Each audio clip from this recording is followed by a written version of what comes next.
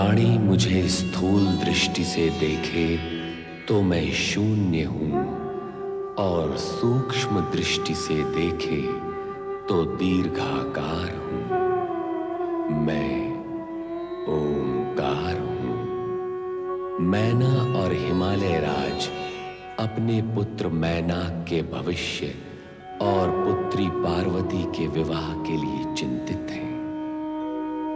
जब नारद पार्वती के साथ वहां आते हैं तो हिमालय राज के पूछने पर नारद पार्वती का हाथ देखकर उसके भावी पति की छवि प्रस्तुत करते हैं।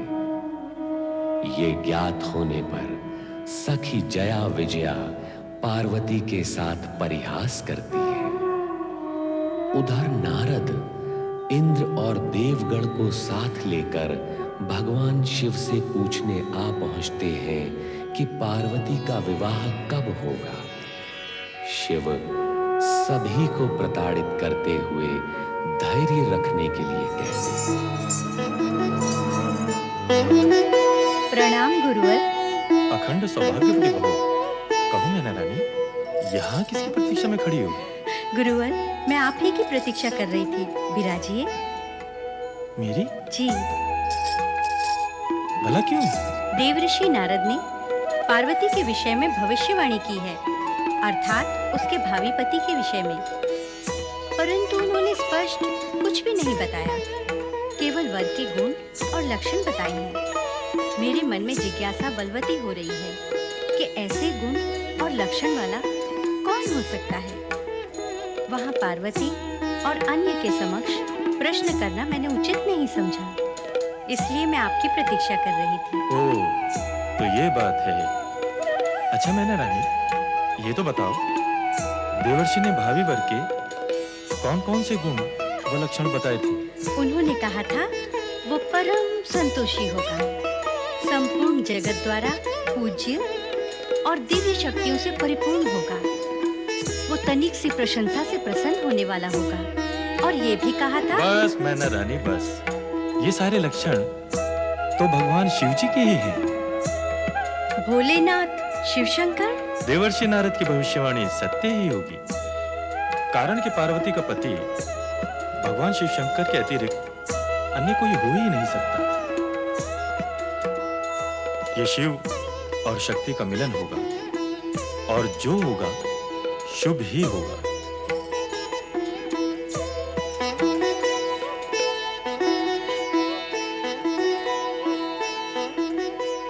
क्या हुआ महारानी?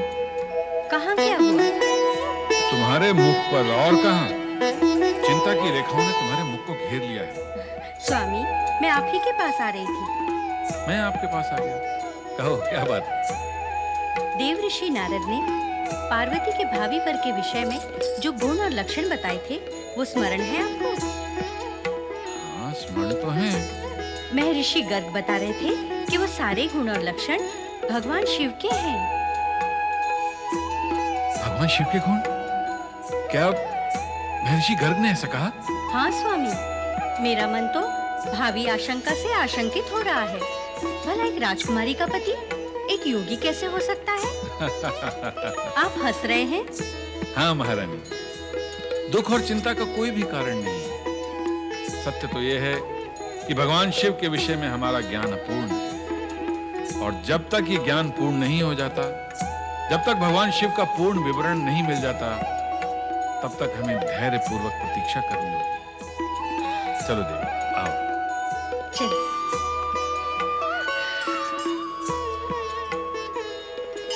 ओह, तो ये बात है, चुपके चुपके उनकी चर्चा सुनी जा रही है। कैसी चर्चा? किन की चर्चा? ले जया, बता इसे, हम उनके किन की चर्चा कर रहे हैं? अरे, जिसे पता है, जिसका मन अटका हुआ है, वो नहीं बता सकती, तो ये बेचारी जया कैसे बता सकेगी? तुम दोनों हर समय मुझे तंग करती रहती हो।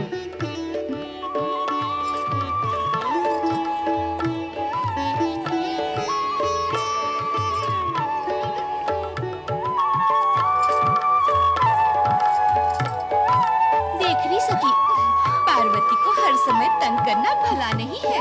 ठीक है, भविष्य में हम हर समय नहीं, कभी कभी तंग करेंगे, क्यों? ठीक है ना? फिर वही। अरे क्या फिर वही? भीतर मन में तो लड्डू फूट रहे हैं और ऊपर से स्वांग रच रही हो। सखियों से मन की बात छिपाना अच्छी बात है क्या? बोलना अच्छी बात है क्या? नहीं तो फिर बता ना, क्या मन की बात? क्या बात? फिर लगी स्वांग करने। देखो, हम उनकी बात कर रहे हैं जो भविष्य में बारात लेकर आएंगे और तुम्हें यहाँ से ले जाएंगे। वो कैसा सुखद क्षण होगा जब मुझे ले जाने के लिए मेरे आराध्य भोलेनाथ आएंगे। मैं उस क्षण की व अपने आराध्य भोलेनाथ की प्रतीक्षा करूंगी। आपने मुझे बुलाया भगवान? हाँ नंदी। आज्ञा करें प्रभु। नंदी, यहाँ कैलाश पर हम एक भाव से समाधि में नहीं बैठ सकते। क्यों? क्यों भगवान? देखते नहीं, कभी नारद तो कभी इंद्र और देवगण आकर हमारी समाधि में विघ्न डालते रहते हैं। वे तो आपकी कृपा प्राप्ति के हेतु आते हैं भगवान। नंदी, जो कृपा के योग्य होते हैं उन्हें हमारे पास आने की आवश्यकता नहीं, हम स्वयं उनके पास पहुंच जाते हैं। रहे नारद, वे यहाँ कृपा प्राप्ति हेतु नहीं, कृपा दिलवाने हेतु आते हैं। प्रभु, सभी आपकी महिमा का गान करते हैं। किंतु नंदी, यदि हम ध्यान नहीं लगाएंगे तो कृपा और महिमा का अर्थ समाप्त हो जाएगा। आज्ञा करें प्रभु, क्या करना है? हमने कैलाश त्यागने का निश्चय कर लिया। कैलाश का त्याग? किंतु भगवान, आपके बिना मैं कैसे रह सकूंगा? चिंता ना करो नंदी, तुम भी हमारे साथ चलोगे। जो आज्ञा भगवान। ध्यान रहे कि मेरे साथ केवल तुम आ रहे हो, अन्य कोई गण नहीं। और कोई भी नहीं आएगा साथ में? आना क्या, किसी को इस बात की सूचना भी नहीं होगी कि हम कहाँ गए हैं और कहाँ प्रवास कर रहे हैं। कब चलना है भोलेनाथ? अभी इसी समय। आओ। पिताश्री, हमारे द्वारा आयोजित सर्व पर्वत सम्मेलन एक अनूठा सम्मेलन है जिसमें सभी पर्वत सम्मिलित होंगे और वो हमारा प्रभुत्व भी स्वीकार करेंगे। पुत्र मैनाक, प्रभुत्व स्वीकार करवाने की चेष्टा को शुभ नहीं माना जाता। ऐसी चेष्टा करने वाले की आभा और प्रतिभा दोनों नष्ट हो जाती हैं। तो फिर सर्व पर्वत सम्मेलन के आयोजन का प्रयोजन क्या है? पारस्परिक सद्भाव, मैत्री और बंधुत्व की भावना को बढ़ाना। इस उद्देश्य की पूर्ति के लिए भी इस संगठन के अधिपति का चुनाव करना आवश्यक है पिताश्री। मैं तो चाहूंगा कि आपके नाम की पूर्व घोषणा करूं कि आप ही इस सम्मेलन और संगठन के अधिपति हैं। मैनाक, तुम मेरे पुत्र हो, मुझसे शत्रुता क्यों करना चाहते हो? क्यों ऐसा कार्य करना चाहते हो जिससे मेरा लोक और परलोक दोनों नष्ट हो जाएं? ये आप क्या कह रहे हैं पिताश्री? मैं आपसे शत्रुता करूंगा? आपका लोक प्रलोक नष्ट करूंगा? ये विचार आपके मन में आया कैसे? आप मेरे पिता हैं, मैं आपका अहित करूंगा? नहीं पिताश्री, कदापि नहीं। देखो मैनाक, पिता अथवा पुत्र, यदि उन दोनों में से कोई भी अपने पिता या पुत्र के लिए अनुचित और अनाधिकार रूप से, अनीति और अन्याय से प्रभुत्व, पद, अधिकार, संपत्ति या संपदा प्राप्त करना चाहता है, तो वह लौकिक और पारलौकिक दोनों ही दृष्टि से पाप का भागी कहलाता है। दोनों को अंत में असहनीय पीड़ा सहनी पड़ती है। इसलिए पुत्र ऐसे प्रभुत्व, अधिकार व पद से दूर ही रहना चाहिए जो अनाधिकार रूप से प्राप्त किया जाए। महाराज की जय हो। कैलाशपति शिव का दूत नंदी आपसे भेंट करने की अनुमति चाहता है महाराज। नंदी, कैलाशपति का दूत यहाँ? प्रतिहारी, उन्हें आदर सहित यहाँ ले आओ। जी महाराज। कैलाशपति शिव का दूत हमारे यहाँ किस प्रयोजन से आया है? भेंट करने पर ज्ञात हो जाएगा पुत्र।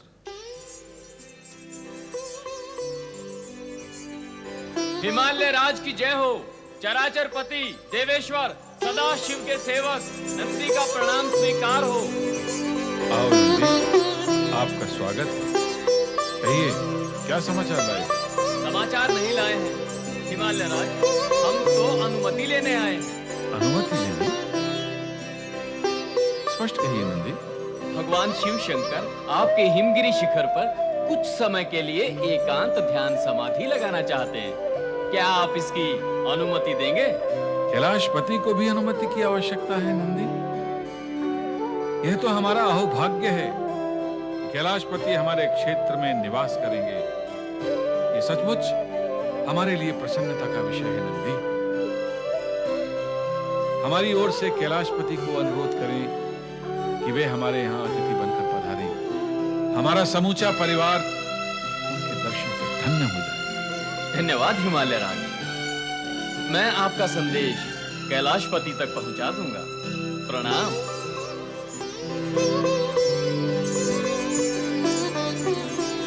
पिताश्री, शिवजी को कैलाश पर्वत त्याग कर हमारे क्षेत्र में आने की आवश्यकता क्यों आन पड़ी?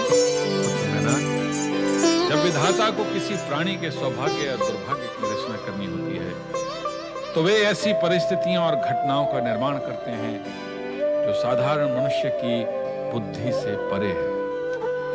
किंतु कैलाशपति का हमारे क्षेत्र में पदार्पण निश्चय ही सौभाग्यपूर्ण होगा। कैलाशपति द्वारा किसी का आतिथ्य स्वीकार करना केवल सौभाग्य का ही नहीं, अपितु प्राणी के लिए गौरव का विषय भी है। भोलेनाथ के कैलाश से प्रस्थान करने पर और ब्रह्मलोक से ब्रह्मा जी के अदृश्य हो जाने से शिवगण तथा देवगण दोनों ही अनिश्चितता की स्थिति में थे तथा सृष्टि की व्यवस्था में भी बाधा उपस्थित होने लगी थी। किंतु देवर्षि नारद इस रहस्य से पूर्ण परिचित थे कि शिव और ब्रह्मा ने अपना अपना स्थान क्यों त्यागा और वे कहां स्थिर हैं। नारायण नारायण नारायण श्रीमन्नारायण नारायण नारायण नारायण नारायण नारायण। नारद, तुम फिर यहाँ आ गए। मैं ब्रह्मलोक से ये विचार करके यहाँ आया था कि यहाँ एकांत मिलेगा, किंतु तुम यहाँ भी मिलने चले आते। लगता है अब मुझे कहीं और स्थान ग्रहण करना पड़ेगा। परमपिता, यदि मैं यहाँ तक पहुँच सकता हूँ तो मैं वहाँ भी अवश्य पहुँच सकता हूँ जहाँ आप जाएंगे। ये सब आप ही की कृपा का फल है। नारायण नारायण। अच्छा, अब कहो किस प्रयोजन से आए? परमपिता, प्रयोजन नया नहीं। देवताओं को स्वर्ग से हटाकर तारकासुर उन पर अत्याचार करता ही जा रहा है, करता ही जा रहा है। देवताओं की दुर्दशा अब देखी नहीं जाती। आपका वरदान पाकर तारकासुर अत्यंत उद्दंड और उच्छृंखल हो गया है। नारद, देवताओं की दुर्दशा का ज्ञान मुझे है। स्वयं देवराज इंद्र एवं देवगण कुछ समय पूर्व ब्रह्मलोक में आए थे। वे तारकासुर को स्वर्ग से हटाकर वहां पुनः स्थापित होने के लिए विकल हैं, लेकिन केवल इच्छा और विकलता से ही कार्य सिद्ध नहीं होता। तो कार्य सिद्धि के लिए क्या करना होता है परमपिता? उद्देश्य की पवित्रता ही कार्य सिद्धि का मेरुदंड है नारद। देवराज इंद्र तो स्वर्ग का सिंहासन प्राप्त होते ही भोग और ऐश्वर्य में लिप्त होकर दैत्य एवं उद्देश्य दोनों भूल जाते हैं। सो तो तारकासुर भी भूला हुआ है, किंतु वो अब तक स्वर्ग के सिंहासन पर विराजमान है। तुम बार बार विधि का विधान भूलते हो। तारकासुर का पुण्य जब समाप्त होगा उस दिन उसके वरदान का प्रभाव भी समाप्त हो जाएगा, तब उसकी अधोगति होगी। किंतु वो दिन कब आएगा परमपिता, कब? उसके लिए तुम्हें प्रतीक्षा करनी होगी। भगवान भोलेनाथ भी यही कहते हैं और आप भी यही उत्तर देते हैं, किंतु आप दोनों में से कोई भी इस सत्य का उद्घाटन करने के लिए तैयार नहीं है। समय आने पर सब कुछ प्रकट हो जाएगा। किंतु वो समय कब आएगा? आपके वरदान के अनुसार शिवपुत्र ही तारकासुर का वध करेगा, किंतु शिवजी तो शक्ति स्वरूपा पार्वती का नाम सुनते ही और भी अधिक वैरागी हो जाते हैं। अब तो कैलाश छोड़कर और कहीं चले गए हैं। और कहीं चले गए हैं? तो क्या उनका कैलाश से जाना शुभ और कल्याणकारी हुआ? ऐसा ही लगता है। किंतु वो गए कहां परमपिता? क्यों? क्या तुम भी वहां जाना चाहते हो? नहीं नारद, ये उचित नहीं होगा। भोलेनाथ ने कैलाश को ध्यान समाधि के लिए कुछ समय के लिए त्याग दिया है, इसलिए तुम्हारा वहां जाना उचित नहीं होगा। इस समय केवल इतना कह सकता हूं कि यदि तुम देवराज व देवगणों का हित चाहते हो तो कुछ समय के लिए भोलेनाथ को एकांतवास कर दो। इसी में सबका कल्याण है। महारानी मैना, क्या सोच रही हो? आजकल तुम सोचने बहुत लगी हो। जब पुत्री युवा और विवाह योग्य हो जाती है ना, तो माता भी सोचने लगती है। केवल माता? कहो माता पिता सोचने लगते हैं। चलो हिमगिरी चले और कैलाशपति के दर्शन करते हैं। चलिए। किंतु स्मरण रहे, नंदीश्वर कैलाशपति का संदेश दे गए हैं कि वो एकांत की खोज में हिमगिरी के शिखर पर आए हैं, इसलिए कोई भी उनकी ध्यान समाधि में बाधा न डाले। पैनाक, हम बाधा डालने नहीं जा रहे हैं पुत्र, हम तो दर्शनों के लिए जा रहे हैं। एक ही बात है पिताश्री, आपका वहां जाना आपके लिए तो दर्शन है, किंतु उनके लिए विघ्न है। मैनाक, तुम भूल रहे हो, कैलाशपति हमारे अतिथि हैं। उनकी सुख सुविधा का ध्यान रखना हमारा परम कर्तव्य है। सत्य तो यह है कि हम उन्हें अपनी सेवाएं अर्पित करने जा रहे हैं, और इसे दर्शन कहना मातृभाषा की उत्कृष्टता है। मैं तो कहूंगा तुम भी हमारे साथ चलो और पार्वती को भी यहीं बुला लो। हाँ पुत्र।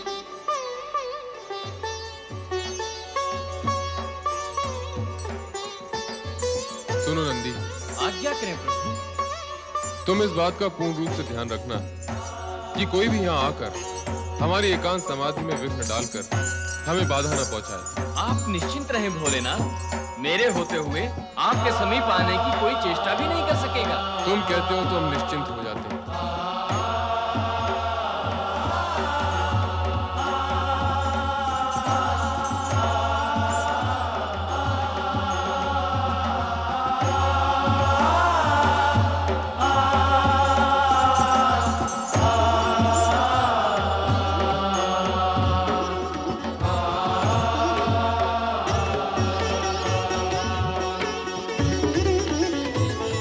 नंदी, ये स्थान तुम्हें कैसा लगा? स्थान? हाँ स्थान, हाँ स्थान रमणीक है हिमालय राज, और अति सुंदर भी, मन भावन भी। किंतु आपका यहाँ आना कैसे हुआ? हमने सोचा कैलाशपति महाराज शिव के दर्शन ही कर लें, इसलिए यहाँ आए। आपने जो सोचा उत्तम सोचा। आप दर्शन करने के लिए आए, सब परिवार आए हैं। हाँ, यहाँ सब जो आते हैं दर्शन के लिए ही आते हैं, समाधि लगाने कोई नहीं आता। हाँ हाँ समाधि, भोलेनाथ ध्यान समाधि में लीन है, दर्शन संभव नहीं। दूरदर्शन भी संभव नहीं? अर्थात दूर से दर्शन। इस तरह दर्शन भी हो जाएंगे और समाधि भी भंग नहीं होगी। दूरदर्शन से भी किसी को लाभ हुआ है हिमालय राज? जिनकी आत्मा और उद्देश्य पवित्र होते हैं नंदी, उन्हें तो दूरदर्शन से ही लाभ होता है।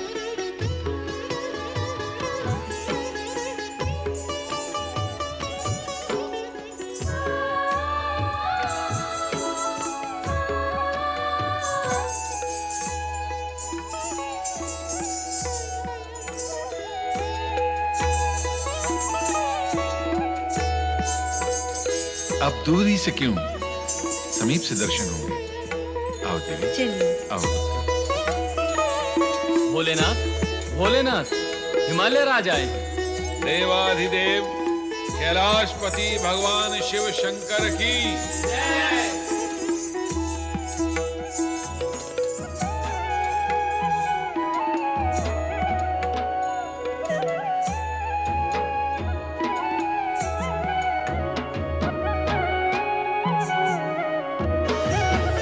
आदिशक्ति?